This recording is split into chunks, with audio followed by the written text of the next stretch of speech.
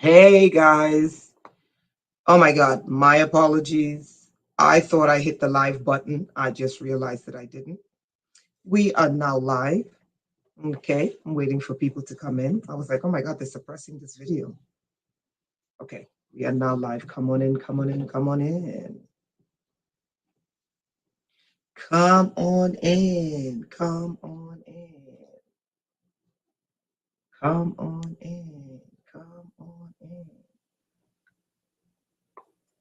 We're going to have a little bit of fun tonight. I am here waiting for everyone to come in. People should be here by now, so you know they're suppressing this left and right, right? You know how that is. It's like hard suppression. No worries, we got things done.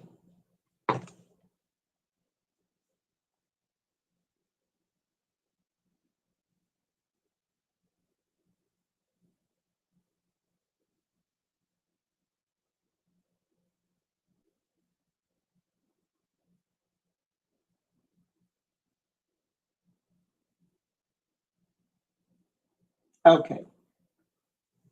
So you know how they suppress us, and you know how they do. They suppress, they this, they that, they the other, but we try not to focus on them. Okay, we try to focus on what we need to do. Okay. All right, let's rock and roll here.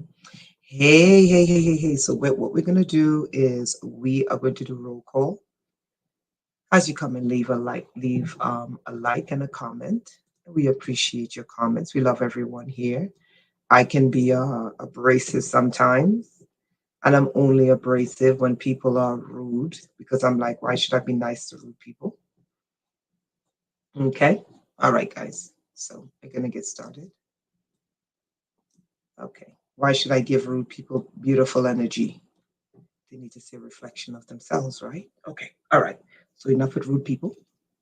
Okay, guys. So before we get started, this Friday is group training. We're continuing the with the history of vampires and how our entire system was created. Our this entire matrix, the matrix as we know it, was created by vampires for vampires, right? And it's important that we all learn and teach our children that this present matrix was created by vampires. And that's the reason why everything in the present matrix requires blood, requires what they call sacrifice. Sacrifice is not a good word. It has never been a good word, and it will never be a good word. Sacrifice means something has to die. And I'm just not of the opinion that something has to die in order for me to achieve what I need to achieve. Okay, I just don't believe that. So we are changing the matrix.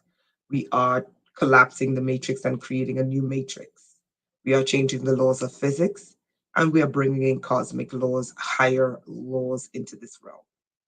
Okay?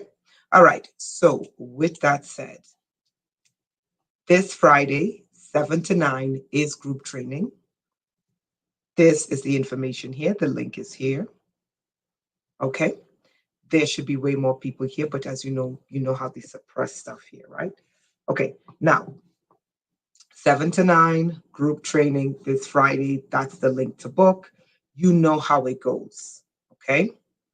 If you have it, do the right thing, be honest, and pay for it. If you have some, you give some. And if you have none, just run me an email and say, hey, can I be there at Friday's class? Yeah, I'll definitely put you there Friday's class.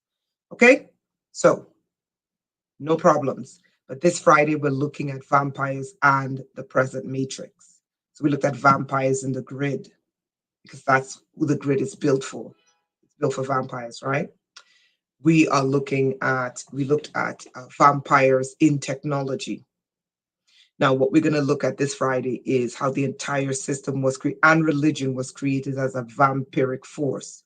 It was created for vampires to feed and to create an atmosphere for vampires to exist, right? So that's this Friday. Okay, wonderful. All right, so we're going to get started. Let's remove this. And this is the link for Friday. Let me send it again.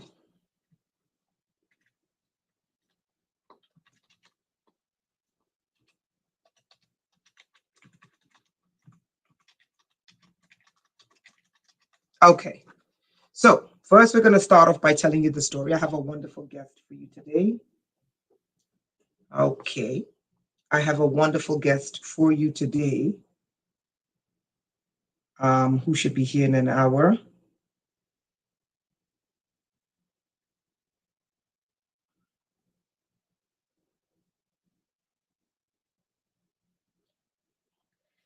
Okay. So they should be coming in an hour. And our guest today is one of the first people who started doing excursions with me. And they're going to tell you their experience, their excursion experience with me and how it was. Okay. All right. So today, unfortunately, I don't have pictures because I didn't take pictures. And I should have taken pictures, and that's not going to happen again. Okay. So, but I am going to tell you the story, all right, which is what you need. So let's make this smaller. Let's move this over here. And let's stop sharing the screen so everyone can have my attention. And I can have everyone's attention. We're going to do roll call. Avion, thank you. E. Carter, Zuri, Chanelli, Connor, Sarah, Glass Moon, Brahmana, welcome. Okay, everyone press 1 if I have your attention. We're going to start with the story time, and then we're going to learn the laws.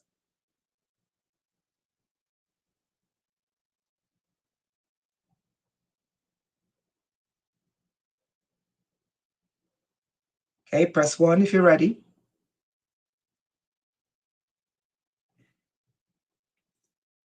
Okay, wonderful. So this week we went to Guadalupe Mountains. This weekend we went to Guadalupe Mountains.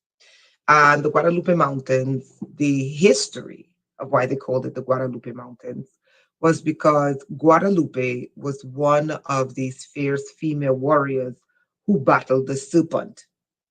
Now, this is history from the indigenous aspect, as opposed to the European colonizing aspect, right?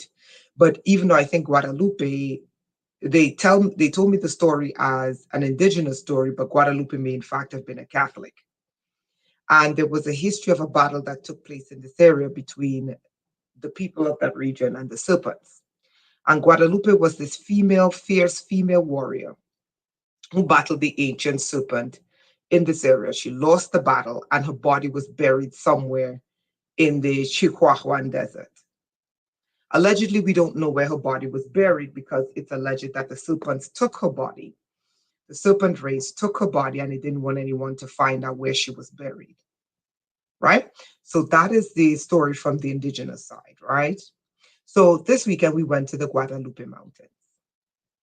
And I'm going to tell you what happened. So we on our way to the Guadalupe Mountains, we passed a massive serpent base.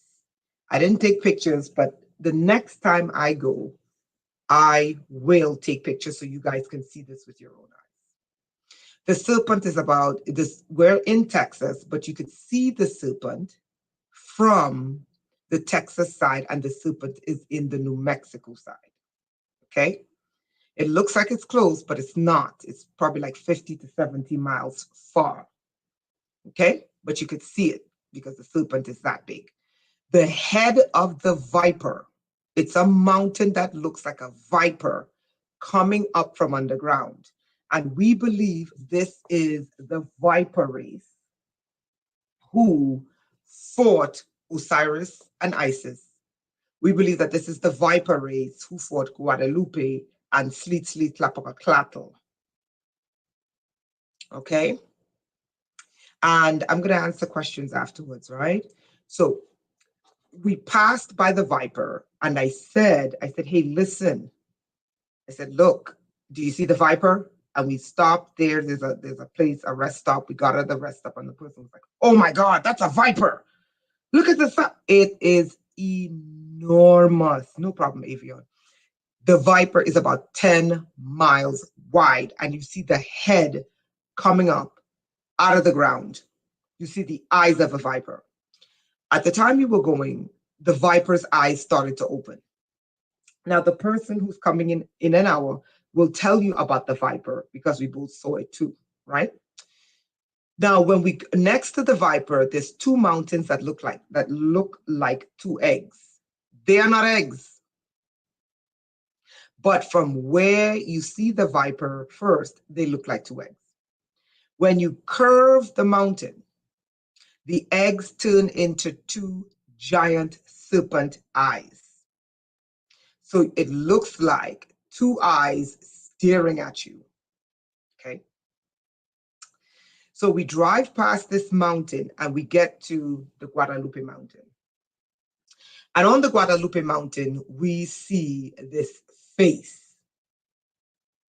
And I said, oh my God, look at that face. This is the first time I've seen this face staring at us. The top half of the face for the mountain is white. The bottom half of the face is black. Okay, story time. So I said, oh my God, look, it's two colors. So the person said, yeah, it's two colored. I was like, and the eyes were staring directly at us like, oh my God, they're coming. So I said, oh my God, I got the feeling like this mountain knows that we're coming, right? So getting to the Guadalupe Mountains is a lot of twists and turns, right? So as we twisting and turning and we get close to the mountain, the human face started to shift. It started to shift to what looked like a vampire. Okay, in the classic sense of a vampire. Now, this is a carving that's at the top of a mountain, and it could have been 400 feet, this carving, or even more. That's how big this thing is, right? So I said, oh my God, that thing just changed to a vampire. And then as we curved the mountain again, it changed into a werewolf. And as we curved again, it changed into a lion. And then as we curved again, it changed into back into a human. So I said, hey, listen, are we going by that mountain? Not realizing all the mountains talk to each other. I'm going to say this again because tonight we're going to learn about these laws. And I'm going to tell you why at the end of the story, right? She said, no, we're going further down. So that face I'm telling you about is right next to what they call El Capitan. El Capitan. Let's see if I can Google Earth El Capitan, because that face is right next to it, okay? Hold on. El Capitan Guadalupe. Aha. El Capitan Guadalupe Mountain. You might be able to see it, right? Yeah, this is it. And of course, the picture is absolutely horrible. Okay, I can't do anything with this picture. Okay, the picture is absolutely horrible on Google Earth, so I can't even show you anything because the picture is so horrible. And I think they're distorting these things. Yeah, I can't even show you El Capitan because it's just horrible, the picture. Oh, God. Anyway, so let's continue, right? Yeah, I forget it. You can look up El Capitan online, right? El Capitan, that's the name. So the being was right behind El Capitan, okay? Guadalupe Mountains. If you ever look up El Capitan, it's right behind it, right? Okay. So we get past El Capitan, but before we get past El Capitan, we saw a perfect breast and a perfect nipple. The breast and the nipple is on the right side. We curve again, and in between two giant mountains in the distance, there were mounds. And the person said to me, I said to the person, I said, oh my God, could this be where the giants are buried? Because it clearly looked like something's buried there. But whatever's buried, it looked like a cemetery. Whatever's buried there is not no 20 feet. Whatever's buried there is like 100 feet. Right? So it literally looked like a cemetery, but for giants. Oh, sorry, titans. So anyway, so we curve again and we get to the park. Now, I have a thing where as soon as I come to mountains, as soon as I come to park, the first thing I do is stop and start looking. So we start looking around, and immediately the entire mountain, and these are one of the mountains we're going to go to on the excursion, but I didn't take the pictures yet. I didn't take the pictures. I'm going to go back and get the pictures, right? Every single part of this mountain are the most incredible mountain beings. It is not a pyramid, but we did see that. I didn't see it. It was the person I was with who said the Olmec head, and I saw the Olmec head carved into the mountains. But this particular mountain was human hybrids and what they call cryptids, aka creatures, all sorts of creatures. The one creature that really stood out was the one with the ginormous ears, right? So we got there kind of late. We got there when we only had about an hour, 30 minutes of sunlight. So we start on the trail and we start walking. And as we're walking the trail, I'm tracking the sun. Because the first thing I did is I looked around and I said, these aren't regular mountains. Okay. And I'm going to teach you some of the laws and I'm going to explain to you let me tell you the story of what occurred first. So I knew that we didn't have much sun. And I knew this was not regular mountains. These mountains were a cryptid creature and human hybrid mountains where humans were genetically engineered with beasts. So they're not going to be regular humans, right?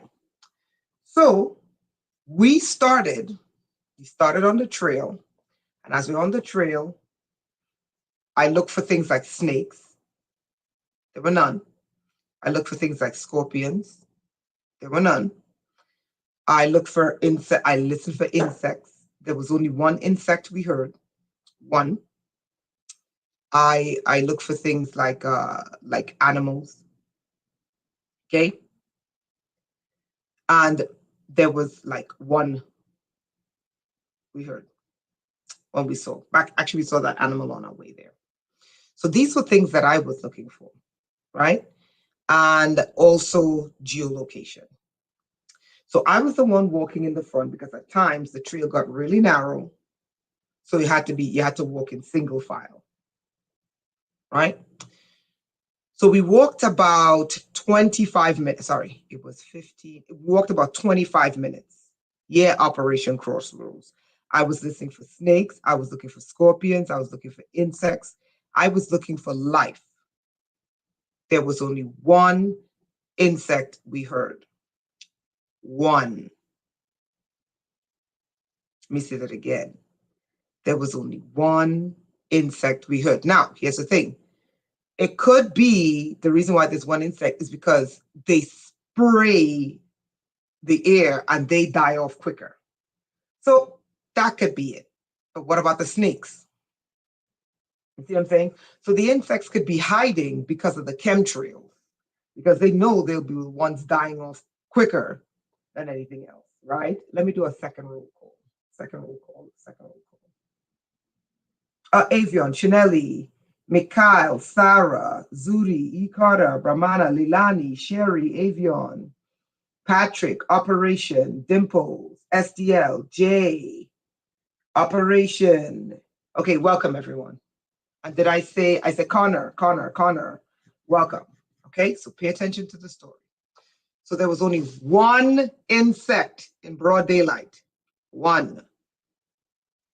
So anyway, so we start walking, nothing out of the ordinary, except that, my senses are always up because like I said before, I step foot in a place, I look around, I look up, especially when you're dealing with mountains. I look up, I look around, I look behind me. I want to know everything seen and unseen in that area, right? Okay, so we're walking and I keep getting these whispers. It's too late. but it would enter my head like the wind. So it wasn't an audible voice. It was like a thought form. It's too late in the evening because we were going to go for a hike. We're going to go through the valley, down into this forest, up and around, and then hike up this mountain. Right? And we're going to pass this pyramid. And it's clear that it's a pyramid. Like, it's not even funny. It's a pyramid. Okay, that's the guardian of that whole area. Right? So I kept getting these thoughts. It's too late. But it was like the wind. Right? So then the thought would hit me again. The sun is setting. It's too late. You see, Jay, that was my issue. And I'm going to explain that voice is called, because I was thinking maybe it's V2K. That's the first thing, because I get V2K. Okay, I get hit badly. So I was thinking maybe it's V2K, right? But when you're in this park is one of those parks where there's no government technology hidden in the mountains. Or at least I could pick up. And the reason why I know there's none is because on our way there, I was picking up all the government installations because of the technology in my body. I was picking it up miles before we saw it. But when we got into the park, it was a dead zone. It was a quiet zone. I would have picked up the government technology in the park. So that's why, I was just like, hey, okay. And I was saying to myself, oh, the sun is still out. We still have time. So right before, this is 25 minutes in, right before we enter this forest, a voice hit me in my third eye and right in my breastplate, right in the center of my chest. And the voice said, stop. Okay. And that caught me. And then there was a lingering sound that occurred after it. And then the lingering sound that was like the wind was, it's too late. We come out at night. So I stopped and I said to the person, I said, hey, listen. I said, I think it's too late. So the person says, hey, look, we're almost there. It's just down through this forest. And we go around the corner, we go up. Okay? I said, here's what. I said, you take the lead. I said, I walk behind you. So we start and we enter into the forest, right? And I got the nagging suspicions, right? That I was like, this is not good. Anyway, so we start walking, and as we're walking through this forest, I kept saying, I was like, I don't think we should be doing this. So what I did is I started tracking the time, because I saw that the sun was already behind the mountains. Pay attention to everything I'm telling you. The sun was already behind the mountains. When the sun is behind the mountains, light differentials is stronger. Okay? Behind the mountain will get more light. In front of the mountain will get darker quicker, even though the sun is still out. So I started tracking the sun from the moment it dipped behind the mountain. I know, because I live around a lot of mountains, I know we have maximum 45 minutes before it's pitch black. And because the sun is behind the mountains, I know it's about 30 minutes. So we're going deeper and deeper into this forest. So I'm thinking, the forest is maybe like 10, 15 minutes. But I'm like, but here's the funny thing. Time was moving really quickly until we went into that forest. I'm going to explain all these things in a second. So when we went into the forest, time was moving much faster. Okay. So I noticed, I looked at the trail, and I noticed some of the trail was so narrow. And then, and I'm looking at the trees, and the trees are maybe, 5 feet, not 5 feet, but like 6 feet tall. And a 6 foot tall tree, and in between these trees, it's pitch black in the middle, even though there's light outside, tells me you don't have much sunlight, because these trees are not 30 feet tall in the sky. These trees are 6 feet tall, and there's barely any sunlight on the ground. No, it was later. It was like I'll answer questions after, right? So, and I noticed that the trail would get very narrow, and there was a steep drop, a 20, 30 feet drop.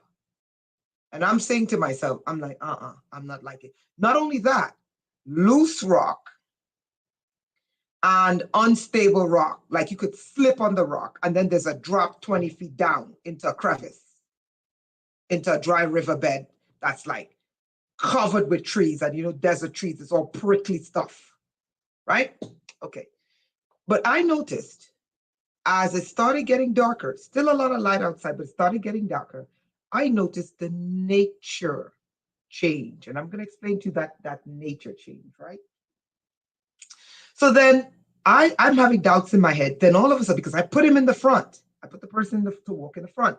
Then the person says, they start saying, I don't recognize this area. I thought it was much closer. I thought that the mountain was much closer. And I said, okay. I said, they're getting what I'm getting. I said, they're picking up what I'm picking up. So we walk a little bit more, and then the person goes, I don't recognize where we are. That was my cue. I said, listen. I said, that's it. That's it. I said, it's time to turn around. I said, I don't care. I was like, we've been going in here. I said, it's time to turn around. So we began to turn around. I said, listen, not just turn around. I said, we need to turn around and get out of here. I said, we don't have much sunlight. Okay. And I said, I don't know if you know how to navigate this place in darkness, but I don't want to be in here when it's dark. That's just me. I don't care. I'm not a superhero. I am not going into these places when it's dark. So when we finally, we turned around and we started walking. Now notice, we walked about 100 feet, what seemed like 100 feet, or what seemed like 200 feet. When it was time to come out of the forest, not out of the park, remember, it's 25 minutes, it's about 30 minutes from base camp to the forest. And then we walked an additional 10 minutes, allegedly, in the forest. Okay? We walked about 10 minutes in the forest. I noticed we turned around, and we turned around to walk out of the forest. And we're walking, and we're walking fast now, because I'm like, listen, we don't have much sunlight. And I said, look at the mountains, because we could see the mountains even though there was trees around us. I said, look at the mountains. The person said, yeah, it's getting dark. I said, now look between the trees. The person was like, yeah, it's getting dark. I said, these trees are 6 feet tall, and you can barely see in between them. It's too dark. It's time for us to get out of here, right? So we started walking, because I was like, I don't want to be in this forest when it gets dark. We only walked about 10 minutes. Listen to me. In the forest, about 10, maximum 15 minutes. Okay. I noticed when it's time to walk out of the forest, we're walking. And I'm like, wait, hold on. We didn't walk that much. Walking up, walking down, taking a turn, curving, walking. I'm like, hold on. I said to them, I said, hey, listen, we didn't walk that far in here. Why is it taking so long to get out of this forest? This is why I was tracking the time, tracking the sun, tracking the light. Okay? I said, okay. I said, either way, I said, we're gonna come out of here. So what seemed like an hour later, we finally made it out of this forest. I'm going to tell you this again. We must have walked in that forest maximum 10 minutes. Okay? We're walking towards the mountain. Maximum 10 minutes because I was tracking the time.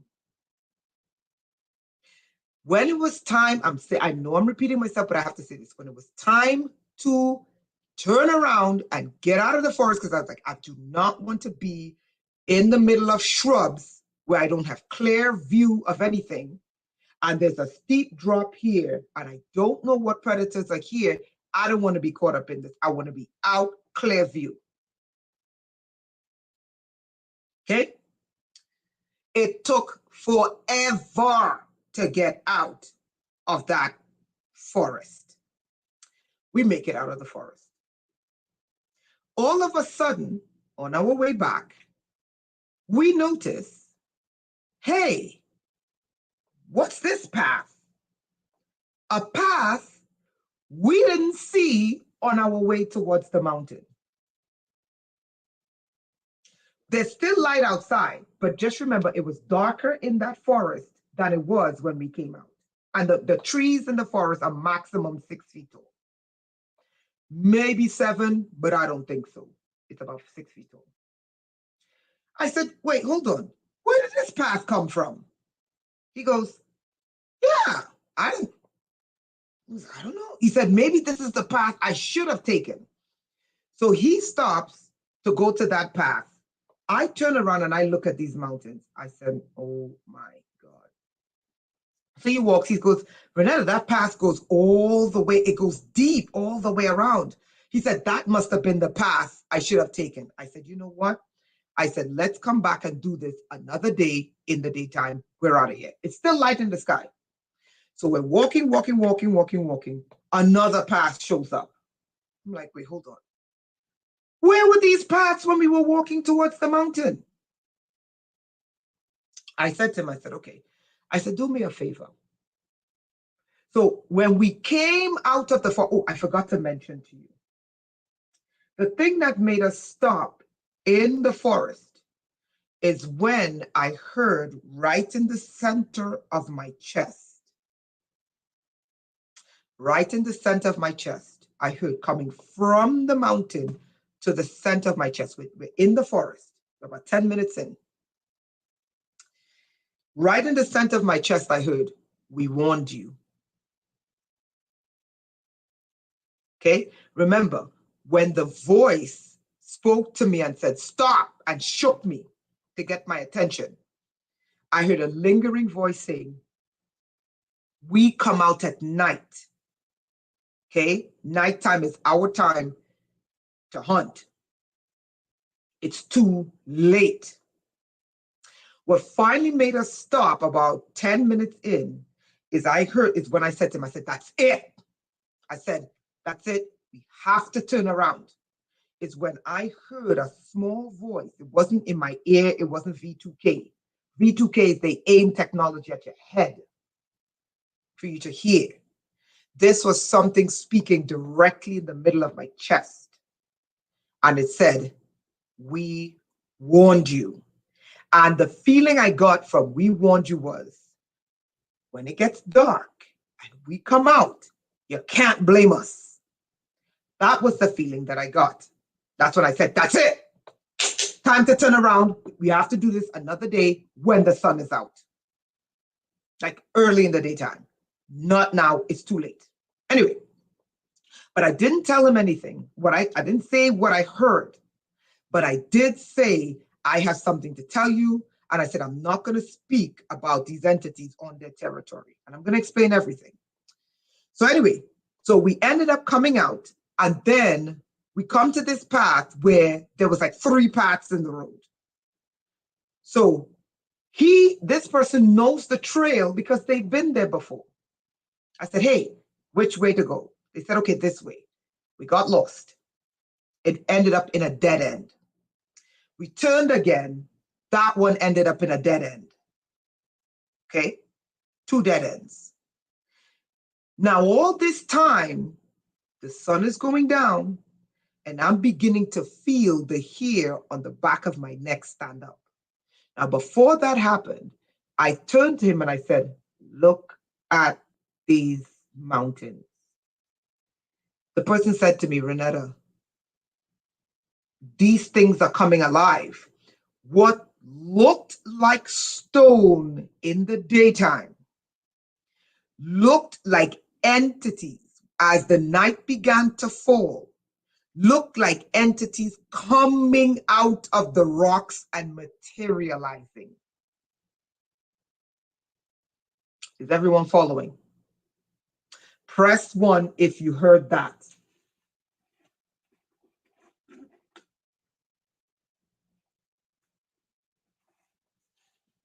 Press 1 if you heard that.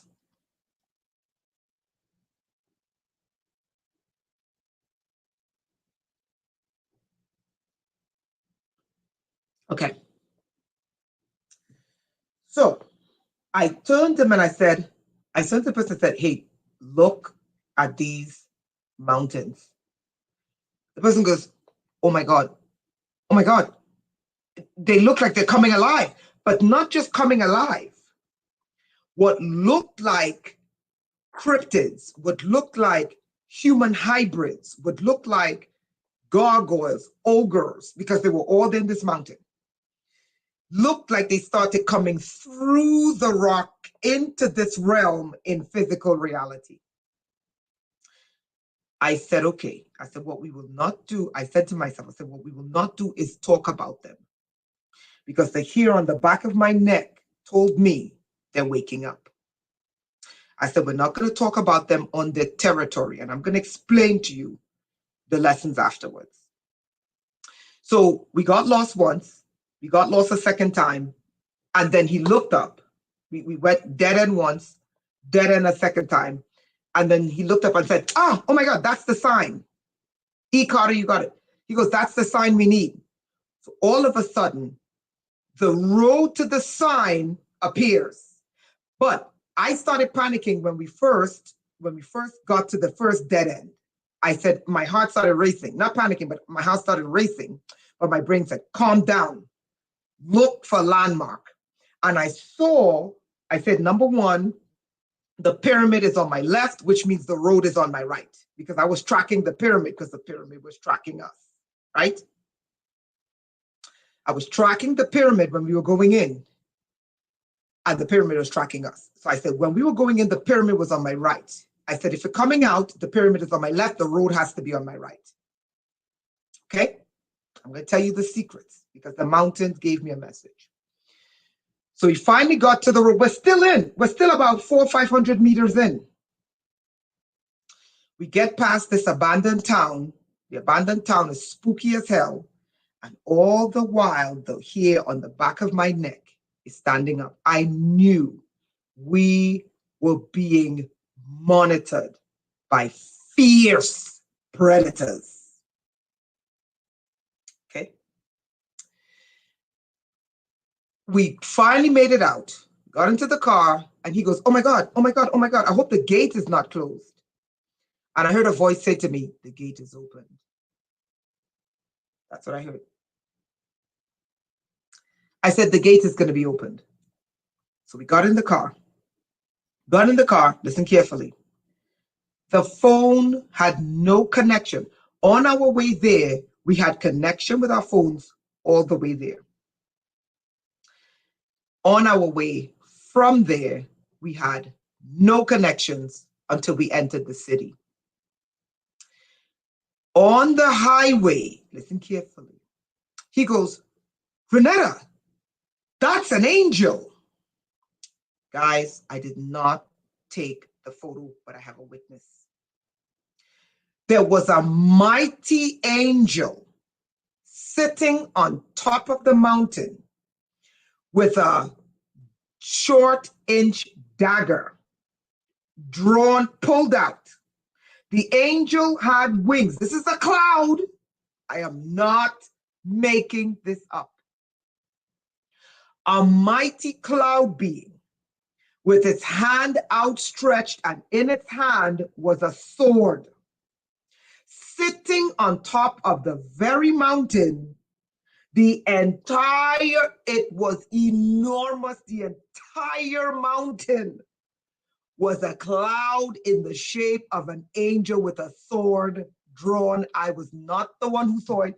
He was like, Renata, that's a cloud. I said, oh my God, that's an angel. Oh my God, and it has a sword. Next to that angel was a blade, okay? The blade was like one of these alien blades. You know, the ones that's like with holes in it. I don't know what the holes are for, but it was no face, no body, just a massive blade. That thing was bigger than the angel. Next to the blade was a face with a kind of more deformed head with its mouth open, and something stuck the blade into the mouth of this face. Okay. That followed us all the way home. Now, let me tell you what I was told. When I finally said, we have to turn back, it's too late. We have to come here in the daytime. I heard a voice give me two messages, one of the messages I could share. The message was, and I knew this came from the entities in that mountain. It said, we are teaching you our laws. Listen carefully, humans. I'm a human like you. And there are laws that are outside the cities. I pray that we follow these laws and we learn these laws. Okay? Listen carefully to the laws. I was told, we are teaching you our laws. Your job is to go and teach the humans our laws. Okay? The first law I learned is this. When you frequent a mountain, let me tell you something. The mountain, the cryptids, the creatures, the animals, the humans, the soil, the trees, the birds, the animals, everything is watching you. This is the most important law, and then I will show you the sacred laws that I wrote.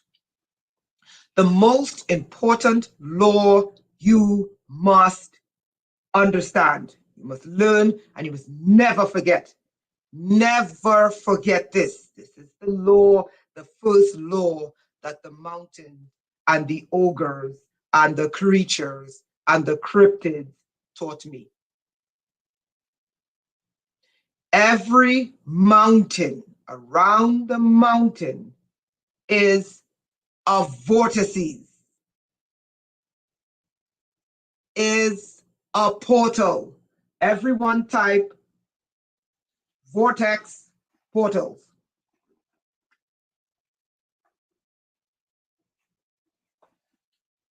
I need to make sure you got this. Everyone type vortices and portals. Okay, to make sure you got this.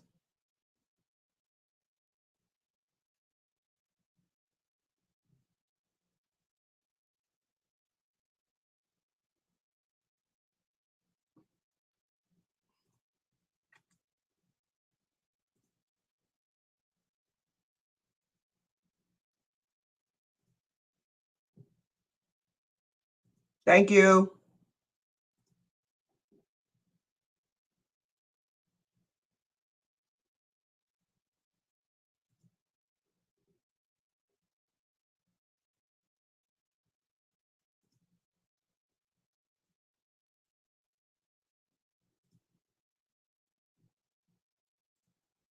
Okay. Let me say this again. The first law the mountain creatures taught me, when I finally said, I said, that's it. I heard them say to me, we are teaching you. Now go teach these humans. And what I got when I heard that voice, it was kind of like, don't take this as an insult because I wasn't insulted. Remember, I'm a human too. But it was kind of like, you humans are stupid, can be stupid. And when I say stupid, I don't mean stupid as in uneducated. I mean like simple, as in, different beings existing, walking into the realms of other entities. Not stupid as in lack of intelligence, meaning no understanding that there's multiple forms of creation. You're following? Because even I considered myself a little bit silly, and I agreed, because when I heard the first stop, I should have bolted out of there. Right? I should have bolted out of there, but I didn't. But I was still tracking, I was still observing. But I said, you know what? Let this person walk in front. I said, maybe it's me. I said, let this person walk in front. And the mountain started communicating with them because the person started saying, I don't recognize this land. That's when I knew. I said, it's not me. It's time to get out of here. The person kept saying, I don't recognize this place. I said, before we really don't recognize this place and end up lost, let us get out of here. So the first message I was given was this. You must understand, forests and mountains by nature open portals. I'm not yelling, I'm getting excited, so I have to calm down. Forests, mountains, rivers, lakes, streams, they open portals, point blank, period. When you are walking, this is the second lesson. When you are walking towards a mountain, the mountain uses, by nature of the portal, it will use what you call pull force in magnetism. Yes, know when to hold them, know when to fold them, E. Carter. You guys following? The mountain will pull you like a magnet to it, and time will seem like it's moving quickly.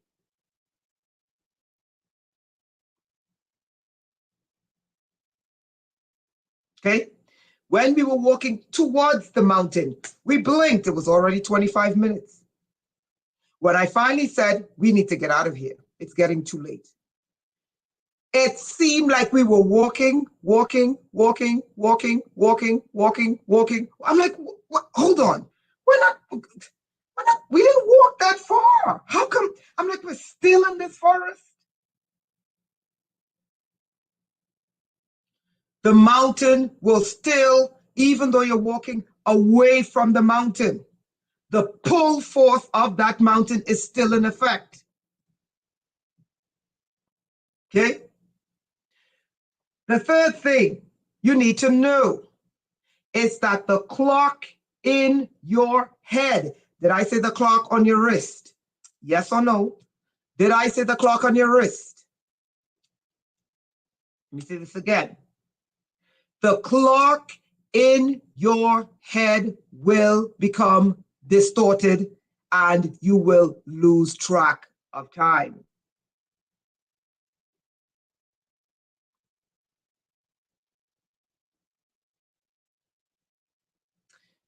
The fourth thing, and I may lose track of the numbers,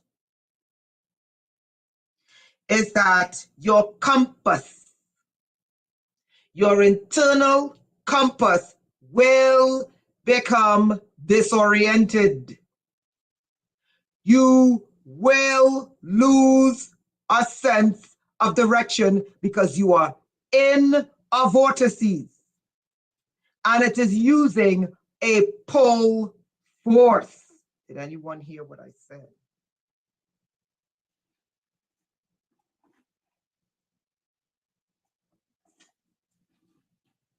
Did anyone hear English today? Or do I need to speak French?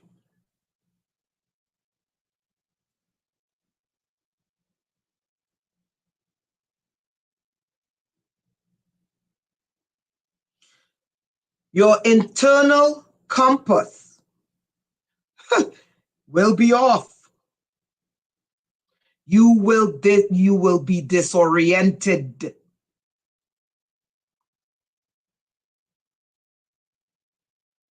Roads or paths you did not see will all of a sudden appear in front of you.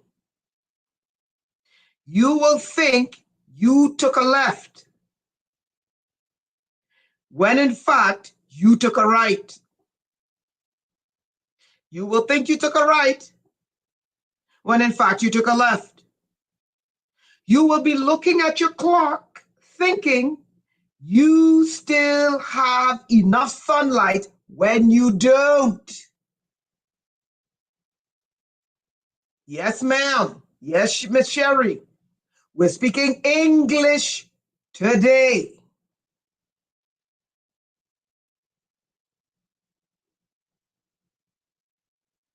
You will see, listen, Jay, I said, where the hell did all these crossroads come from? But think about the word crossroads.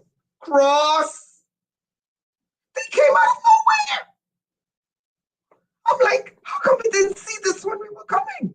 And my head was on the ground because of the slippery rocks. You could be tripping over rocks, and I was slipping all the time. My head was on the ground. I said, well, where the hell did all these crossroads come? How come we didn't see it? Now, listen carefully. Listen carefully.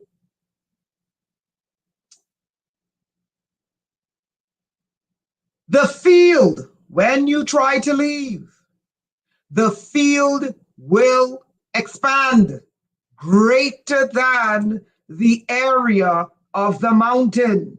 Did anyone hear English? Did anyone hear English? Let's see if I can make this bigger.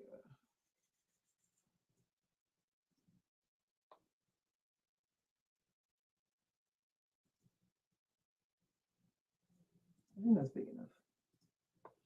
Can everyone read the words? This is the most important thing. So I realized what the entities were saying. The vortex, the portal will not end because you left that mountain. Oh, I almost forgot to tell you the most important law.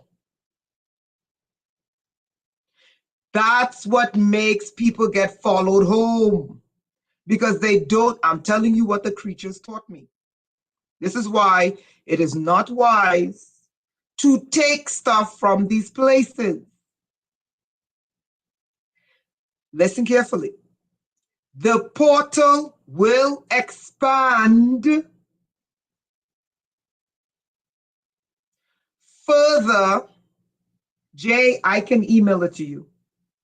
The portal will expand further than the mountains. That is why the angel showed up in the clouds.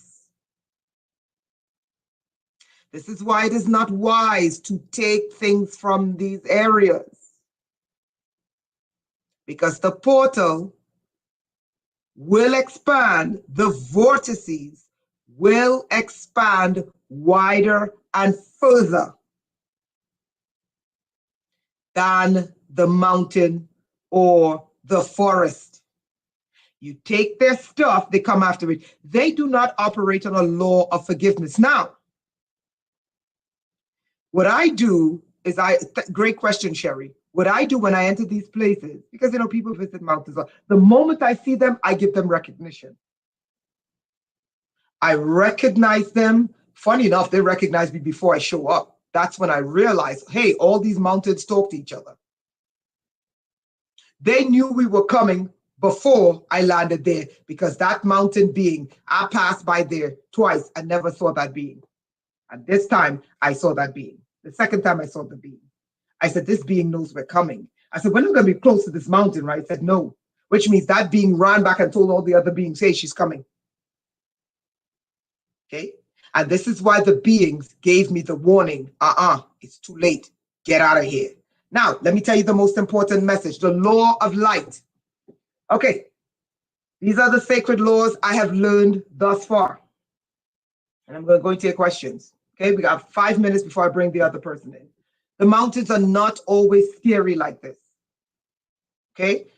We're going to get into the laws of light and the laws of darkness, one of the most important questions. So the sacred laws of the mountains, this is what the mountains have taught me, the mountain creatures have taught me thus far. When you walk into a mountain, a forest, a river, lake, stream, use your eyes. If you see two eyes staring at you, you are not crazy. Two eyes are staring at you. Don't listen to these zombies. I'm so sorry. Sherry, I don't go there to communicate with them because I believe that is their boundary. But if they warn me and tell me, hey, it's kind of late, I'll be like, thank you, I'm out of here. That's just me. Okay? All right, so let me read through this really quickly. Read the mountains. When you go to a mountain, river, lake, stream, forest, read the forest. I'm not yelling, I'm getting excited. Stop and look at the mountains preceding the mountain. Wherever you're going, look at the trees before you get to your stop. Look at the water before you get to your stop. Look at the mountains before you get to your stop. If you see faces, you saw faces. Don't let anybody tell you it's pareidolia and you're crazy. If you see a face, it's a face. If you see, you're looking at that face, 6 o'clock, and 6:05, that face looks like a vampire. You saw a vampire. And that is what is there. Did everyone catch that?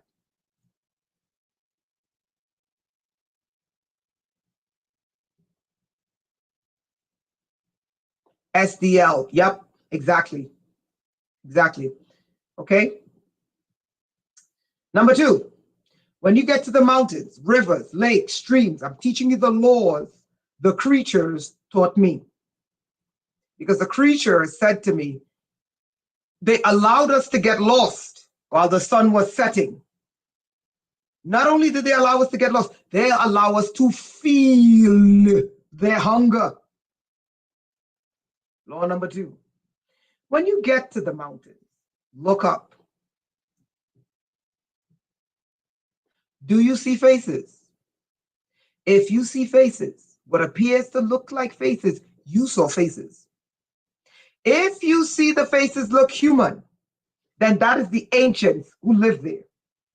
If the faces look like chimera, that is an ancient base where genetic engineering was going on. If the faces look like creatures, that is what is there. What must you do? Believe what you see. Everyone type believe. Everyone type believe.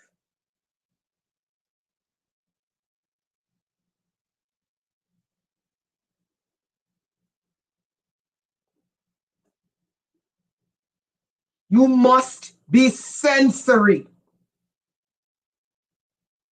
Thank you, SDL. Believe. Thank you, Ikara. Thank you, Zuri. Believe. I am telling you why. When you are in the field of the mountains, sometimes your senses may be dulled because there is an opposing field impressing itself upon you. If you see two eyes looking at you, listen to me carefully, two eyes are looking at you. Don't listen to these zombies tell you it's pareidolia. If you hear a voice say to you, stop, you heard a voice say stop. Okay, senses. Stop and feel.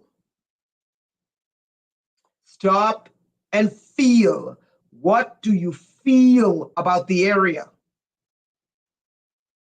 Does the energy feel clean, light, welcoming? Even that can be a trap, but you're looking for light. Does it feel heavy? If it feels heavy, that's not where you want to be. Does it feel foreboding? I'm going to tell you the trick of the light and the darkness. Okay? In the daytime, the energy was light, not welcoming, but light. But as the sun began to set, oh boy, did I learn some laws, honey. Okay. Are there rivers, lakes? Are there trees, rivers, lakes, and mountains? Look at them. Do the trees look like trees? Do the mountains look like mountains? Does the river look like a river? Does the lake look like a lake? Or does the river look like a snake? Hey, you better wake up. If there's a trail and you start walking,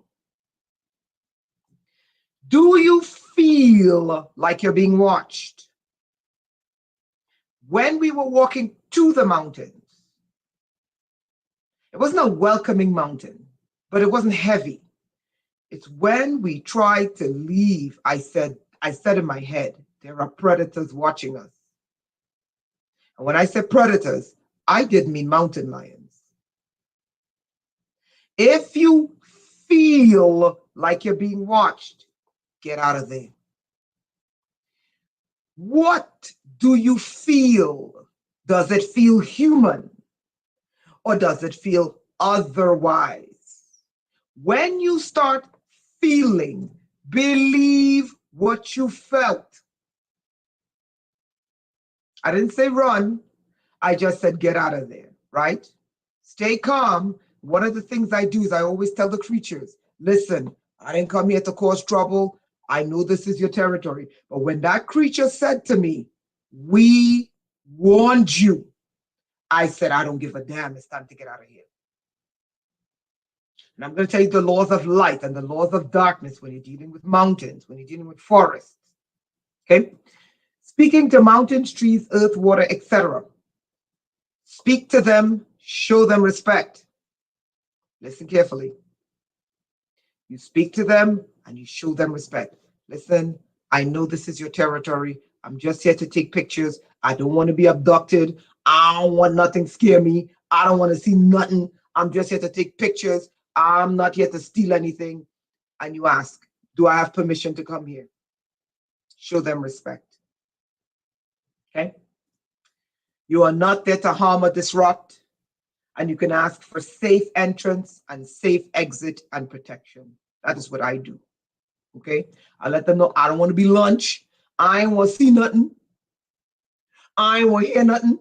And will you start tracking me because I can feel it on the back of my neck? Okay? Most important thing here, mountains by nature, trees by nature, because they are living entities. Just as you put off a field, have you ever been in a stadium? Have you ever been in a stadium and felt the energy of everyone when their team wins? Do you feel that palpable energy? You can cut it with a knife, although you can't see it. Okay. That is what these mountains produce. That is what the forests produce. It is their energy producing this field. Okay? Follow it. Each mountain have their own vortices and it's their collective energy. Absolutely. Each mountain has their own vortices. Each mountain has their own portal. Some mountains produce a love frequencies, others do not. Did anyone catch what I just said? Some mountains produce a love frequency. Yes, like if you go to Carnival in Trinidad, okay? If you go to Carnival in Trinidad, you feel the energy. It's palpable. You can feel it. Okay? Mountains do the same thing.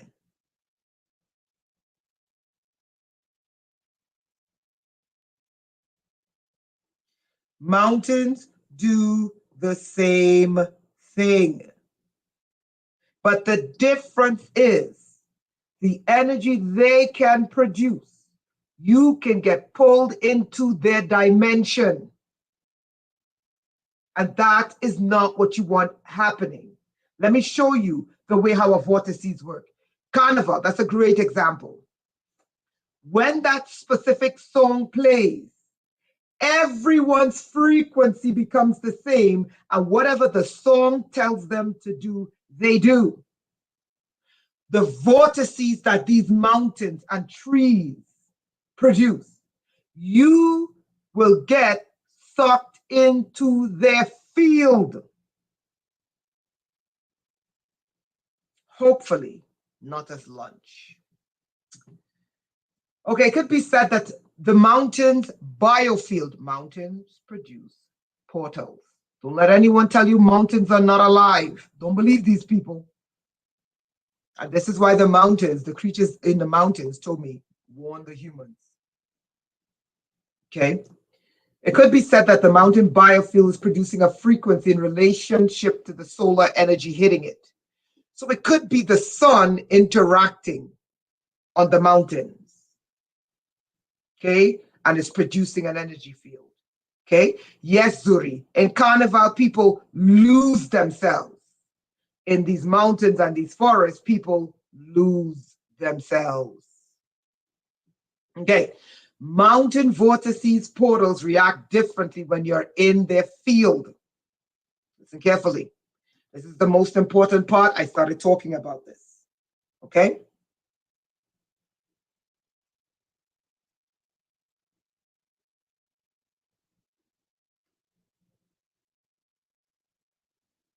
This is the most important part.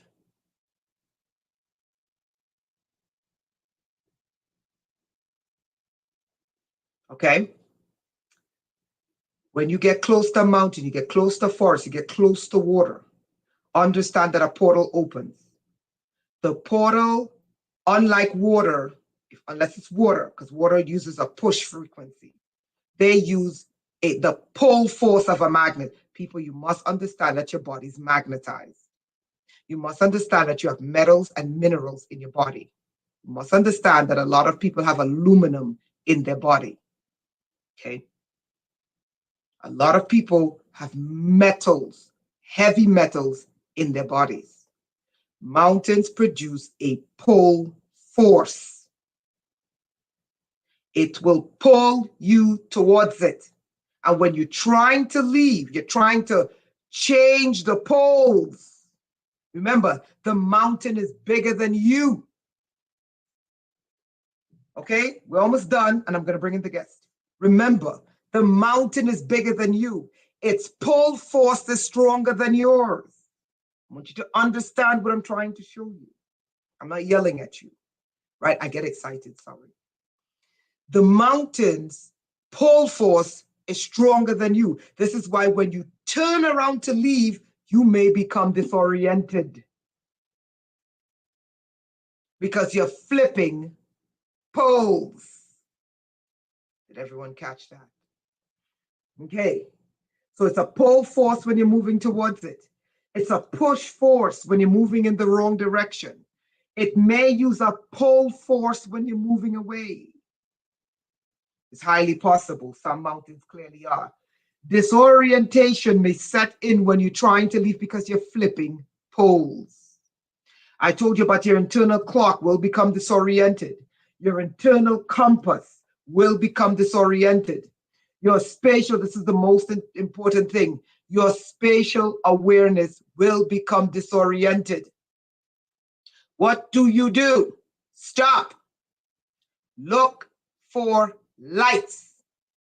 Look for landmarks. Mountains were giant trees, but some of the mountains were not. Some of the mountains were actual giants. Sorry, titans, not giants. Did everyone catch that? Some were trees, not all of them. Some were titans, and some are just regular mountains. Did everyone catch what I said? When your spatial intelligence, meaning around you. You're not recognizing around you. Hold on 1 second. Okay, listen carefully. When you become disoriented because your internal clock is off, your internal compass is off, what happens is that your spatial intelligence becomes disoriented. Okay, stop. You have to default. What's going to happen is that your body will want to default to panic, which is your heart. That is not the time to use your heart. That is the time to activate your sight. Stop, turn around 360, look for lights. 9 times out of 10, the base camp will have lights. You're not too deep and you're not too far in, and you're not dealing with forest, deep forest, okay? Look for lights, okay? All right. Roads and trails can manifest where there were none. Your field of vision may expand or diminish. Remember, you are in a portal. You are not in the forest. People, where are you? When you get close to a mountain, are you near a mountain? No, you are in a portal. When you get close to a river, are you near a river? No, you're near a portal. You're in a portal. When you enter a forest, are you in a forest with trees? No, you're in a portal. Did everyone catch that? Did everyone catch what I said? Oh, we're going to the mountains. No, you're not. You're going to a portal. Oh, we're going to the forest. No, you're not. You're going to a portal. Oh, we're going to Niagara Falls. No, you're not. You're going to a portal. Ah, okay. Your field of vision may expand or diminish. Hopefully it expands. Things may appear out of nowhere. Things may disappear that were there. If this happens, stay calm. Stop. Lift your head. Look for buildings. Look for artificial lights. Look for markings. Look for landmarks. If all else fails, ask the trees for help.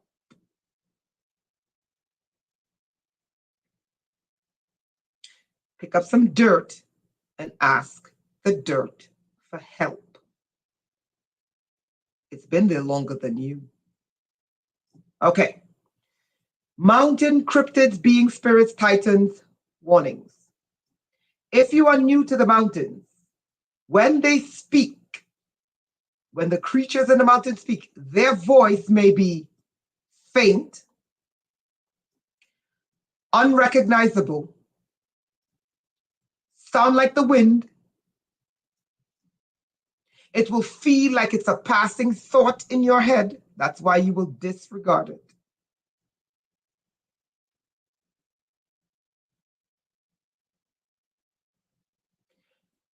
You must pay attention.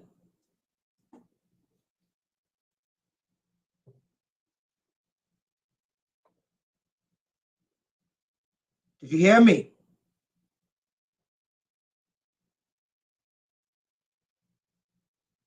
Did you hear me?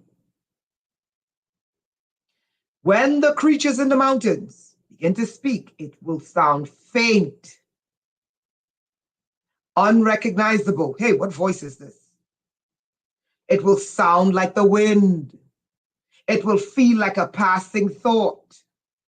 Pay attention. If they don't get your attention in whispers, they will shout. You will get a stern warning in your spirit. It may not be words, but you will feel like you're being warned.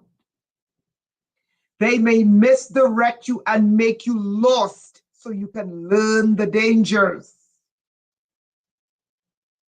When they speak, they may speak directly to your third eye.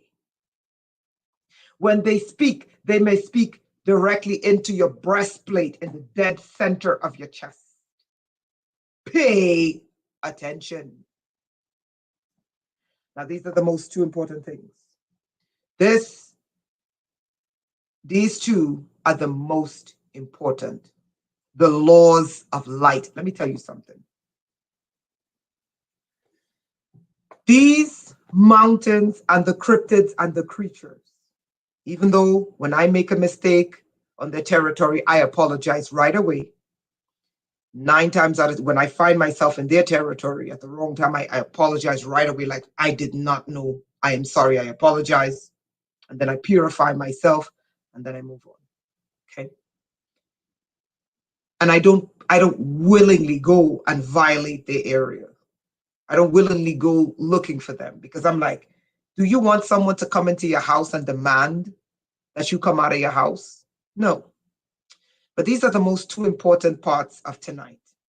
Okay. I'm trying to contact the guest speaker so they can come in.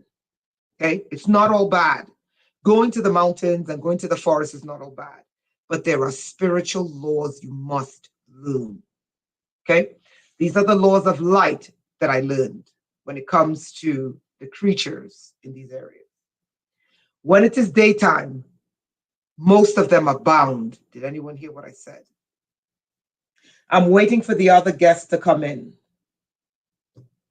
If they're going to come in. Let me say it again. When the sun is out, 90% of them are bound. I told you. I learned something about these mountains. The sun, they are guided by the sun. They cannot move. They're bound. They may just watch you and monitor you. They may communicate with you. Okay?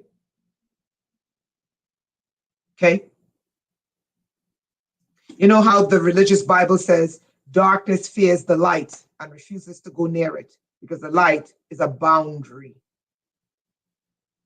These are the laws of light. They do not operate on the same laws as we do. Okay. Acknowledge them that you're on their territory and that you come in peace. Okay. Now, this is very important. Their field, when the sun is out, their field, even though you are in a portal, I'm talking about the energy when the creatures that are bound in the mountains, I'm talking about that energy.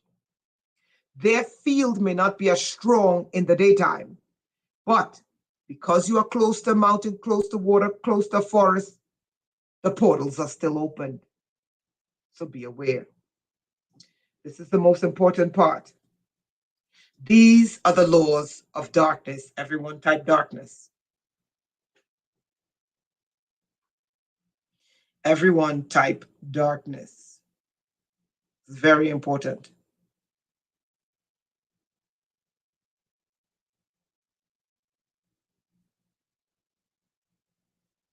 Thank you, E. Carter.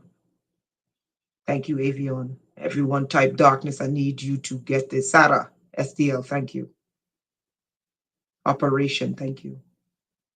Jay, thank you. It's very important that you catch this.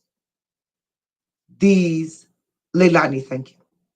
These are the laws, Angel, thank you, of darkness. If there is anything I am telling you today, this, Sherry, thank you. Zuri, thank you. You must get these laws. When the sun begins to set and darkness sets, the bonds that hold the creatures get weaker. Thank you, E. Carter. SDL, thank you. Did everyone hear that? The restraints holding these entities back get weaker. The portal get stronger because it is their time. Did anyone hear what I said?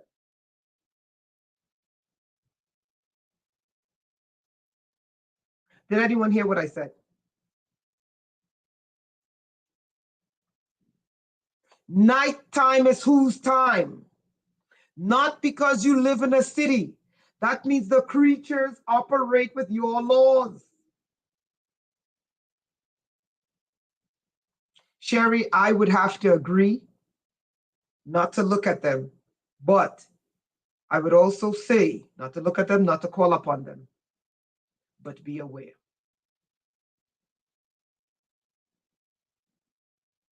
Did everyone hear what I said? The creatures taught me, listen. They told me, they said, listen, nighttime is our time. And they let me know ever so politely, we may not be able to protect you when the sun goes down because it is our time. Not because you can run up and down in your cities at night. That means the creatures abide by your laws. They believe that nighttime was given to them. Avion, you're on to something. Okay? Watch this. The magnetic changes increase at night, even though there's no sun, because the power of the creatures, they sleep in the day and they begin to wake. When something wakes up, what happens to their energy? It increases. Mountain beings will shapeshift and turn into horrible, ghoulish creatures. I'm not saying this to scare you, this is to teach you. Sunset, notice I didn't say nighttime. Sunset is when they start waking up. Nighttime is when they come out of the mountains, through the mountains, and hunt. Their nature changes to predators. What do predators do? Hunt prey. You will feel the hair on your back of your neck stand up. You will feel predators tracking you. You will have a sense of urgency to move out of that area. Believe what you feel and leave. That's what I heard ringing a bell, but creatures, predatory creatures, have a stronger sense of geolocation. You don't want to give too many predators your location by ringing a bell. Okay, stay calm and leave and believe what you feel. Their laws are the laws of darkness. They abide by the laws of light. The light binds them. The darkness looses them. They abide by these laws in the strictest sense. Nighttime is for hunting, and that is when they hunt. Okay, I'll answer your question shortly. Clouds and mountains. Look up into the sky. If you are in an unknown area, look up at the sky and look at the clouds. If you are in an area, look at the faces of the clouds. What faces do you see? If you see faces looking scary, scary looking faces at you, you don't need to be in that area. The clouds reflect what they see on earth. Clouds may sometimes reflect what they see on earth. I'm teaching you the laws of the clouds. Yes, Angel, absolutely. When you're dealing with nature, you must be sensory. And most people have lost their senses because of metals and because of psychology telling them these things don't exist. 90% of the reason why human beings are not sensory anymore is because of drugs, medication, metals, and psychiatry and psychology, labeling them insane. I'm teaching you the laws of the clouds. Clouds may sometimes reflect what they see below them. Remember, clouds are higher than you. They see more. Clouds are mist beings. They can see into the spirit realm. Clouds may reflect what is around you. So if you see a cloud looking like a gargoyle, the cloud is telling you that's what's around you. If all of a sudden you have no phone reception, no, it is not an accident. Yes, clouds are like mirrors. If all of a sudden you have no phone reception, you are in a portal. You don't go to the mountains, you go into a portal. You don't hike a mountain, you hike a portal. You don't go into rivers, you go into a portal. You don't go into a forest, you go into a portal. Okay? Lastly, portals can expand further than the site where you are. Let me stop sharing. Now, everyone, I want everyone to write out your questions. I'm going to go back and read your questions, and then I'm going to bring the guest on. Hopefully, the guest is still coming. Write your questions. I'm going to mute for a minute so I can call the guest. I am muted for a minute. I'm trying to call the guest.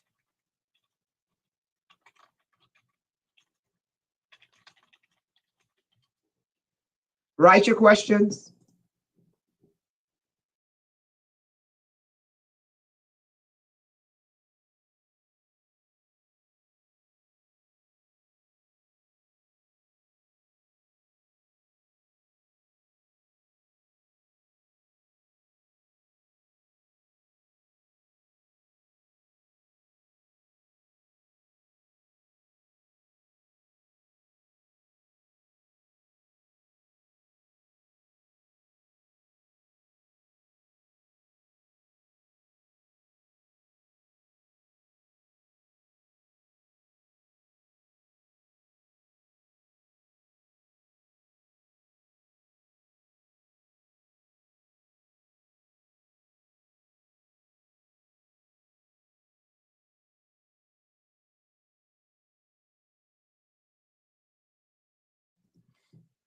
Okay, so I'm waiting for the guest to come in. This guest did not have a negative experience. Okay, let me make that clear. This was not a negative experience with this guest. These are lessons that I'm learning because I want to bring people to the mountains. So, but I want to also make sure that they come here with the laws. Okay.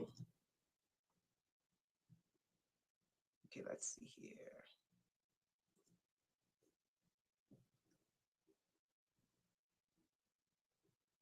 Okay, I'm waiting for the guest to come in.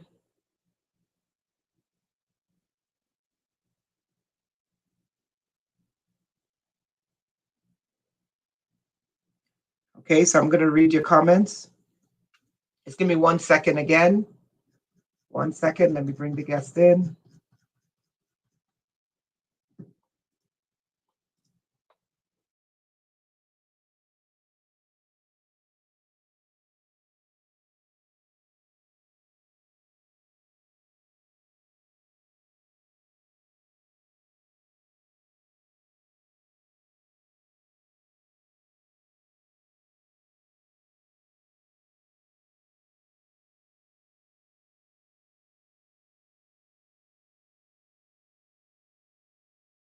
Okay, my apologies. I was waiting for the guest to come in. I'm going to go over the questions.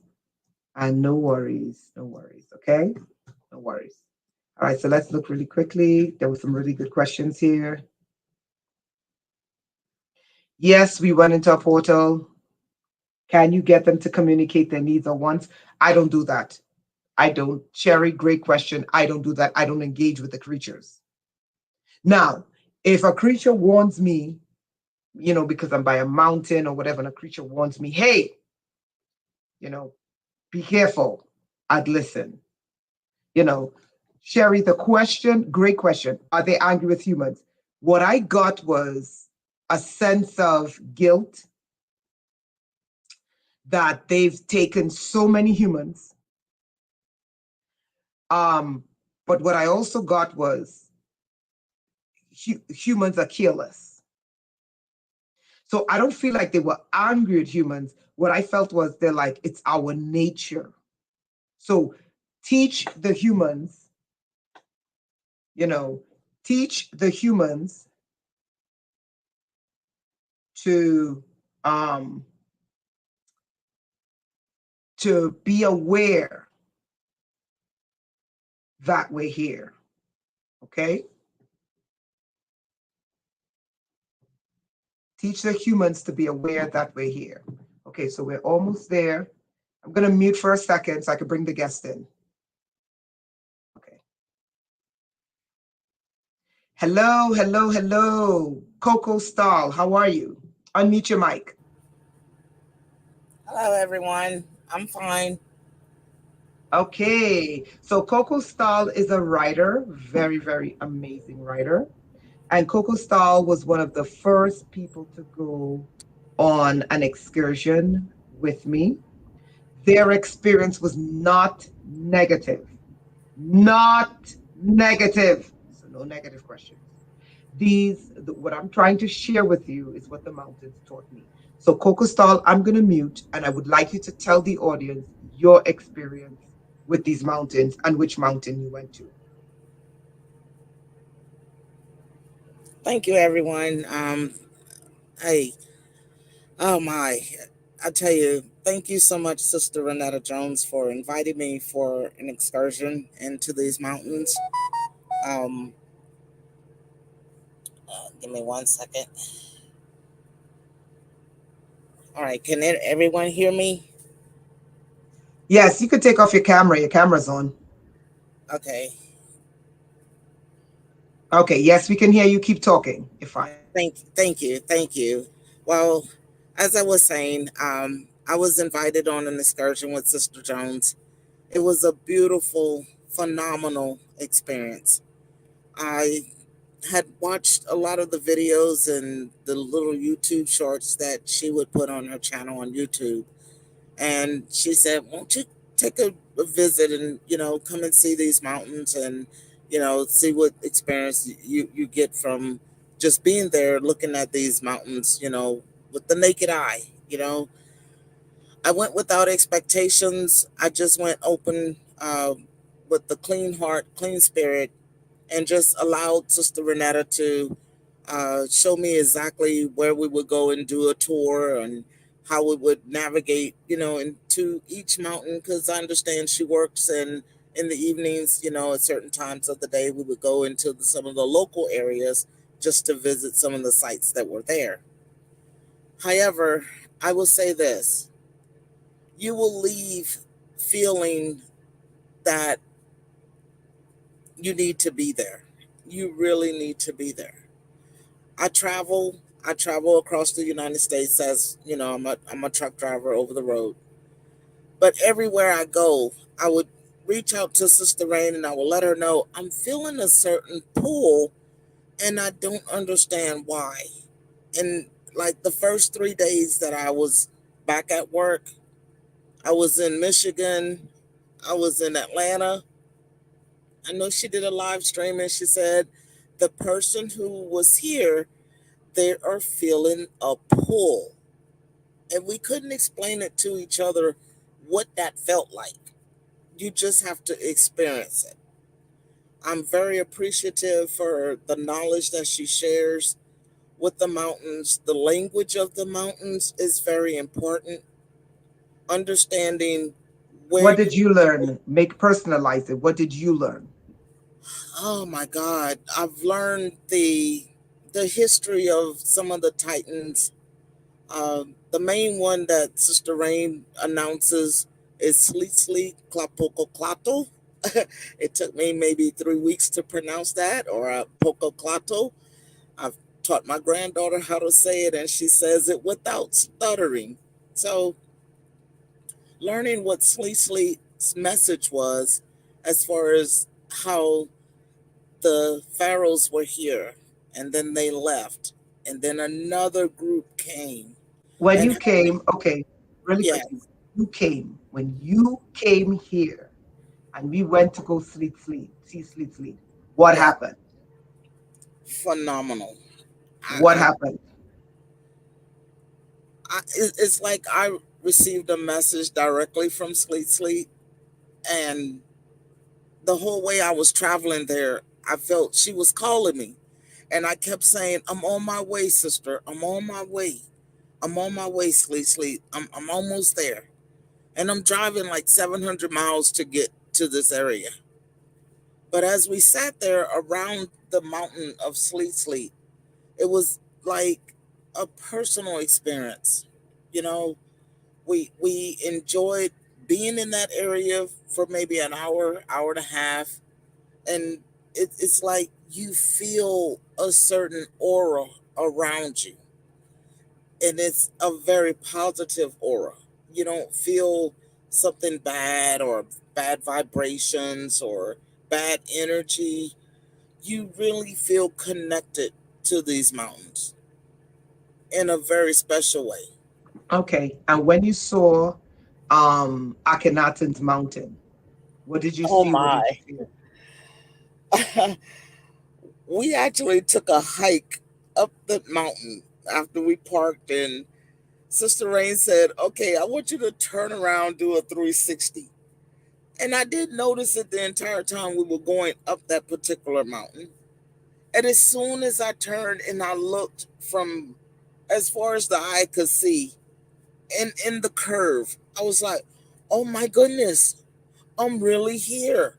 That's when it dawned on me that that is one huge, huge mountain.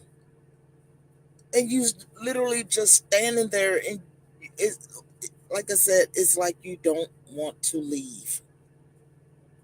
You don't want to leave. I shed tears physically every single day. And it's been almost 4 months since I toured with Sister Rain. And I literally cry. My heart cries. I physically cry because I feel the pull to want to be there and have to be there. When you went to when we were driving to Mount Osiris, what did you see? Like, remember when we went to Sleet and all of the ancestors of that area started to show up in the mountains? Do you remember Oh, yes. that? Oh, yes. Oh, yes. Certain times of the day as we were out, as Sister Rain explains, the clouds, the sun, the shadows, you start to see these mountains wake up. And literally, each one, there's a set of eyes that are looking at you. And you'll point, "Oh my God, look, look, look, look, look." And you see another set of eyes, and you try to make out what type of being or what is it. But it's not so much what is it, it's communicating with you. And as the sun shines and as you look at these mounts, you start to see them wake up. And it's like they all come out to take a photo. They pose. And then within a matter of 2 minutes, you'll look at the mountain and it changes into something else. Very phenomenal. It's a movie unfolding in front of your eyes. Remember Literally. when we went to Sunland Park? Oh, yes. Oh, my God. Oh, my goodness. We were out there. This is like the very first day.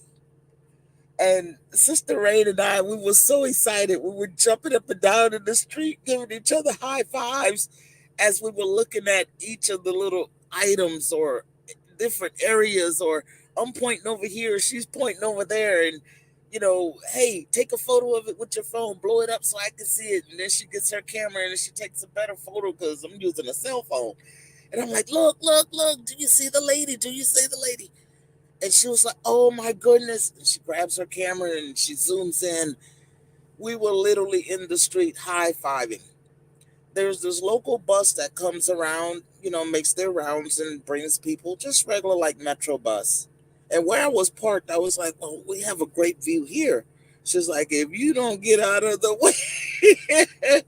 So I moved the vehicle to let the bus, make its U turn, and we continued to view the mountains. But we looked at something that appeared to be like a hand holding a scroll. And as the sun and the clouds was moving a path right past the mountain, the images were coming out a lot more clearer. And I'm like, oh my God. It's like the hand is coming from underground, lifting up the scroll so that whatever, if it's water or if it's erosion or whatever, is holding it up, protecting it. And you literally see the hands. Phenomenal. Beautiful experience. Beautiful experience. And did you see all of the kings as they came out one after the next? Absolutely. Absolutely. I don't think I was there long enough. I honestly, I beat myself up daily that I don't understand why I left so soon. But it's Okay. okay. It's Mhm. okay because I will return. So, Okay. So, what about going to Mount Osiris? Do you remember the Atlantean pyramid with the lion and the human, oh, yes. the accordion pyramid? Oh, yes. Man.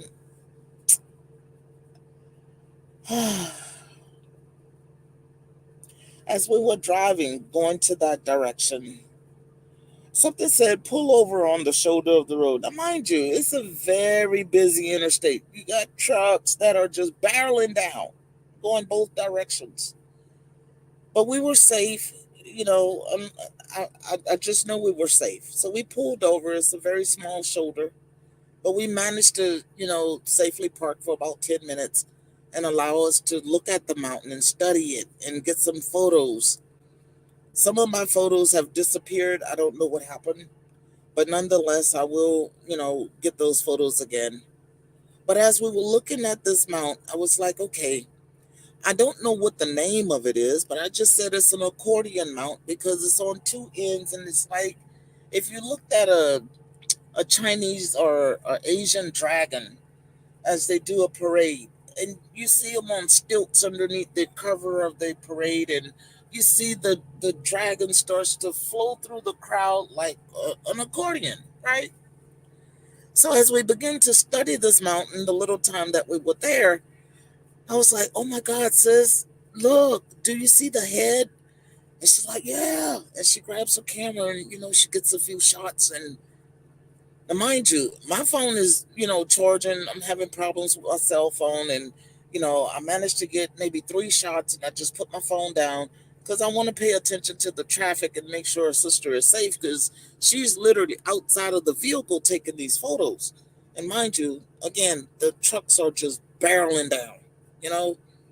So as we continue to take enough photos so that we can look at each one, once we get a little separate time, then we can go over each of the photos and point out different little details that we did see. So when we pulled it up again, we saw a head, then we saw another head like a being, we saw a lion, and then we saw the human head. And it's like we see the whole family going through this entire accordion. So I just said, okay, accordion mount. If I say accordion mount, she knows exactly where we are. If she says accordion mount, I know exactly where we were. But we really don't know the name for it. Right. And do you remember when you finally got to Isis and Osiris and you saw the pyramid up close and personal? What was the experience? What did you feel? What happened to your body? Oh my goodness. Oh, family, listen. Before we arrived at the Osiris Isis Mount, we were maybe 15 miles away. And we pulled off. Now it's an Outlook Mountain, so we have enough, pull off because it's a rest area. And we pulled off and, decently parked. Traffic is passing, but normal traffic, not heavy. You're not in Chicago, okay? So sister gets out and, she's at the back of the vehicle and I get out and I meet her on the passenger side of the vehicle. And I just said, what's this? just having this weird feeling like it's like we've done this before. And she's like, I'm not going to say what her response was. And you guys have to experience that. But she did say something in response to that. And I can feel her spirit saying, you ain't seen nothing yet. So I just continued, we walked to the fence and we looked over and I was like, that's a very strange looking mount on the other side of the fence. So I turned my back to it and I was like, okay, I just want to focus on everything that's on the right side of us. So as we were looking at it, we started to see kings and we started to see animals and we started to see jackal and just between the traffic, somehow I dashed across the street and I pointed to something that I'm like, sis, look, look, look. And she's like, oh my goodness. And she grabs her camera again and, gets everything set up and gets to taking photos. I didn't touch the mountain. I did not physically touch. I just pointed because I didn't have permission to touch anything. So I just pointed like, sister, look at this. And she took the photo and she did a YouTube short on it. So we continued to drive. Traffic is still doing this thing. And mind you, on this particular route, there was government agents, there were intelligence agents, there were service agents, military. I mean, white vehicles everywhere, every 2 seconds. And most of them, I didn't even see who was driving the vehicle. I just saw a bunch of white vehicles. So, didn't pay any more mind or attention to it. We on an excursion. We out to have fun. So we drive right past the Osiris Isis mountain. And we go to the next little neighboring town. There's a little truck stop grocery store. So we make a little dash into the store to get some food, some gas, use the restroom, get some water, those little things. As we come out and come back up the mount, and she has her camera and she's like, I'm still sensing you ain't seen nothing yet. So we make these winding curves. It's like a 10-mile drive to come back up. We pull off to the Outlook Mount on now what would be her right side, my left. But it's a nice overflow for truck parking, cars, just to sit and do Outlook Mount. As I pulled over into the gravel and I look and I'm like, oh my goodness. I literally almost took my hands off the steering wheel just to cover my eyes because it's like I wanted to well up with tears because I finally arrived at the Osiris Isis mountain. The feeling you get from this mountain is like, I would say, like none other. You literally have to experience this mountain. If you're brokenhearted, you feel something. If you're heavy hearted, you feel something. If you're wrestling with something, you feel something. You're in the presence of Osiris and Isis. Now, Sister Rain was, changing the lens on her camera. I'm using my cell phones. And I decided to grab a pair of binoculars, right? While she's busy with her camera, I grabbed the binoculars and I, focus on it. And I start looking into what I thought was Osiris' left eye.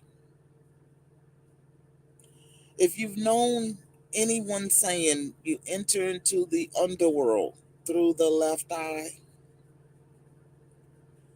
but I'm zooming on the binoculars and I the clouds came and they rested right in the perfect spot of these mountains and I'm zooming in. I'm actually getting locked in to the eye. But little did I know, I was looking into Isis' right eye. I hand the binoculars off to Sister Rain as she got her camera situated. And I said, Sister, look at this. Look at this. The eye turned into a sundial. You can see 12 o'clock, 3 o'clock, 6 o'clock, 9 o'clock. This is what I'm staring at for about 2 minutes. I hand the binoculars off to Sister Raid and she takes a look and she said, Oh, I got to get my camera ready for this. So she adjusts the lens, she takes the photos, and the cloud came and rested right over us. We were able to get the best photos. The clouds communicate with the mountains. The sun communicates with the mountains. But as we continued to take the photos, the cloud started to move like it was going back toward the east. So we're looking at this cloud and we're like, oh my goodness, what a cloud. It was like a cloud ship. And it just sat there and started to move across the mount of the Osiris pyramid. Immediately I looked at my sister and I said, if this is Osiris and he's this huge, we need to find this serpent. Because there was a battle that took place. So we put in the pieces together that if this is the Osiris pyramid and this is his face, we clearly see it. We need to find this Apophis, this Leviathan, or this serpent that had a battle with him. 2 days later, we go out to this mount and we just ride right in front of the serpent. I mean, the hugest hooded viper ever. Just like his head is rising up out of the ground. Like, oh my goodness. So we pulled over at this little rest area again, and I'm like, sister, it's kind of hazy today. I don't know if we're going to get a good shot, because it was like the sun was mixing with haze. We didn't know if the sun was going to come out or if it was just that cloudy or if it was from following a dust storm or whatever happened that night before. So sister decides to stand into the tailgate of a truck. She's like, I got to get this photo. So she's standing in the tailgate and I'm standing there like making sure, the traffic is, mind your business. We're just taking photos. We don't need anybody asking questions or whatever. And she was able to get some phenomenal photos of this hooded viper. It's like he was in suit. And his eyes begin to open. And he's literally looking right at us. And I'm like, sister, this thing moves. I don't think we can drive fast enough to get away. This is what I'm saying in my spirit. Most people are afraid of snakes. This is no garden snake, people. The Bible talks about the Garden of Eden, and some people will think of a little garden snake that deceived Eve. If you see the head of this thing, if the head is 10 miles long, just imagine how long its body is. We're not dealing with a garden snake. We're dealing with a hooded viper. Mean, vicious. So when we see the slash across Osiris' face, can you imagine what have done that? What could have done that? Yeah, I want to step in here for a second. So, one of the beautiful things about these excursions is like when you're in Sunday school and they tell you the reason why there's Matthew, Mark, Luke, and John and they say, oh, why does Matthew different a little way from Luke, a little way from John, et cetera, right? It's because people see things and they remember things differently. But the story, the outline of the story tends to be the same. And it was the same way when we did the interview with Baba Mithra. He saw things from his perspective, but the overall story was the same, right? So, right, Coco Stahl said, hey, when we were at Osiris's mountain, hey, if Osiris had a slash, the snake would be here. I said, yeah. I said, the snake is actually right next to Osiris. Because if you look at the photo that I took, the snake is right next to Osiris. She said, but I think the snake would have been bigger. So I said, okay. So the next day we woke up. I said, hey, listen. I said, I have a feeling that it's going to be in this direction. She said, wait. I said, towards Dell City. And she goes, why? I said, it's funny because we were going to buy, because I've been to all these places before and I saw all these things. That's why I'm inviting people to come and see them themselves, right? So I said to her, I said, listen, we go to Dell City. I said, we were supposed to buy land in Dell City. And then we changed our minds. And then we ended up where we were, which is close to Osiris, right? So I said, hey, what if we go to Dell City? Do you remember me saying, I think the serpent might be somewhere in that area? Yes, Do you you remember did. me saying? When we Yes, you got, did. we were literally a couple miles from the entrance to Dell City.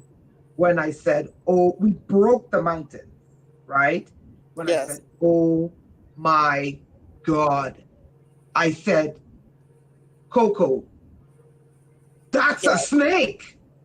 Oh, And she yes. goes, oh my God, oh my God, oh my God, oh my God. I said, oh my God, oh my God. So the two of us were like, that's it, that's it. This thing is 10, it may be even bigger than 10 miles, about 10 miles wide. The head of it is a hooded viper coming up out of the ground. But the Yes. second time I went, which was Thursday, the first time the two of us went, it was hazy, so the picture wasn't really good. The second time I went, I didn't take the picture, but the person I was with, the both of us saw the eyes open, Oh, yes. Oh, okay? yes. And you could clearly see the hood of the viper. And I Yes. said, oh my God. I said, it feels like that thing is tracking us through the rock. Yes. Okay. So this is why I want people to come and see these things with their own two eyes. Okay. So Coco, on Yes. a scale of 1 to 10, rate the excursion. With 10 being the greatest, 10. Okay. 10 times 10. And I say that because I'm still feeling the pull to return to these mountains. I'm not the same. I can't say for everyone else that, you will be the same. I know I'm not the same. I tell my children, my grandchildren, my family that I'm a different person. I'm in a different space. I know something really touched me in a phenomenal way. And I know, I know, Sister Rain has talked to me on several occasions and she can sense it. Linda, you're different. Something changed you. And I told Sister Rain, it's like all of my chakras opened up like at once. So you're dealing with the head, the throat, the heart, the sacral, the root, and all the way back up, all at once. You go through a I say phenomenal, but it's beyond that. Beyond that. And really quickly, before we wrap it up, how did you feel before the trip? And did it change your life in a positive or negative way after it? And then we're gonna close out. I was very excited to come and do a tour with Sister Rain. I mean, leading up to my days off to go out there, I'm building my energy up because I know we have to do some walking, we have to do some touring, and just trying to gather the knowledge of what the mountains are sharing with us. I would say, yes, it has changed me. I feel different. I know I'm different, and I'm eager to return. I'm eager to return. All right, my sister. So, Miss Stahl, thank you so much for that. Thank I you wanted so you much. guys to hear for yourself. I know we spoke about a very difficult topic, okay, before, but I just want to I just wanted you guys to see it's not all negative. So, Miss Coco Stahl, um, take like 10 seconds, close out. I'm gonna, what is it? Let's see. Close out, and then I'll remove you, and then I'll close out. Again, I will say thank you for inviting me to the live stream. Much love, peace, and respect. As a word of wise to the followers and listeners, please try your best to understand the language of the mountains with all due respect. Um, don't take anything, don't touch anything, don't violate their space. Um, take counsel, learn from these mountains, and experience the greatest feeling that these mountains will give you. Just Uh, know that this excursion will change you indefinitely. And I look forward to the group excursion next year. I will be there in person. Again, thank you, Sister Rain. I love you. I love you, sis. Thank you. And I thank you for what you do. I thank you for your wisdom, your knowledge, and the lectures, the orations. You know, you're a very phenomenal person, and much And love. so are you. Thank you, my dear. Thank Thank you. you. Okay, Miss Stahl, I'm gonna remove you from the screen, and I want to tell you thank you again for being a part of this. I'm gonna remove you from the screen, okay? Thank you. All right, thank you, my dear. Okay, guys, so that was Miss Stahl. Okay, I want to tell everyone once again, I appreciate them. This Friday, I hope you guys, oh, I didn't answer the questions, it's already 2 hours. But this Friday, it's group training. You can, it's already 2 hours, and I know it's Sunday, so I want to keep you guys late. Everyone, book this Friday, 7-9 p.m. Eastern Standard Time. Okay, and that's for the group training. Okay. All right, guys. And you know how it goes. If you can, pay for it. It's not a large fee. If you can't, email me. If you can give some, give some. Okay. So while that's on the screen, I want to tell Coco, thank you so much for that. And I really appreciate her coming. And I needed you guys to get firsthand experience. It's not all heavy. It's not all heavy. It's not scary. I'm not going to take you guys into scary places and but you have to learn how to be in these areas, the good, the bad, and the ugly, so that, because more and more people are going to be moving back to nature, okay, and they don't have a clue, okay. So I think that's why these entities, gave me this word to give to people. It is not all peaches and roses, these mountains. And, a lot of people are leaving the cities and they're going to be going into these areas. So we want to be able to help them have an understanding that these beings are alive and it's their territory, and they may allow you to live on their territory, but they have rules, right? So we don't want to be trespassing on their territory and violating their rules. Wonderful. All right, guys. So, guys, hopefully I'll do another live stream on Thursday, and hopefully I'll see you guys then. All right, guys. So, thank you so much. Love you guys. I hope you share this video. I hope you guys share this video and teach your friends about these rules. Okay. It may save someone's life. All right, guys. Love you guys. Love each other. Take care of each other and see you guys on Thursday.